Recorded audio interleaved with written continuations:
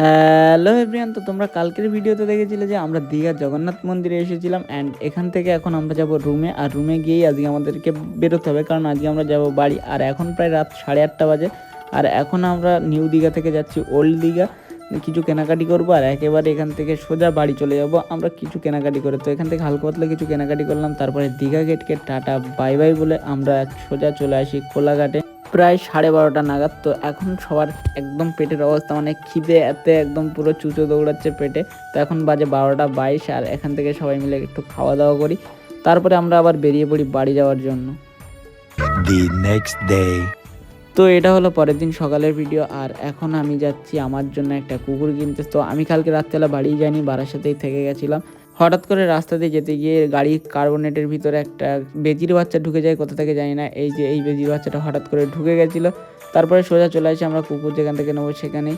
তো একটা দাদার বাড়ি থেকে নিচ্ছি কুকুরটা। তো এটা হচ্ছে আমার কুকুর, কেমন লাগছে অবশ্যই কমেন্ট করে জানিও সবাইকে। একদম গোলুমোলু টাইপের কুকুরটাকে জাস্ট আমার মারাত্মক লেভেলের পছন্দ হয়েছে। আর একটা কথা কি জানো, মানুষ বেইমানি করতে পারে বাট এরা কোনো দিন তোমার সাথে বেইমানি করবে না। এদের যদি তুমি ঠিকঠাক ভালোবাসা দাও তাহলে এরা কোনো দিনই বেইমানি করবে না। তারপর সোজা চলে আসি একটা পেট শপে, এখান থেকে কুকুরের জন্য খাবার সব কিছু নিয়ে নিলাম, ওষুধ মেডিসিন সব কিছু। তো আজকের ভিডিওটা কেমন লাগলো অবশ্যই কমেন্ট করে জানিও। বাই।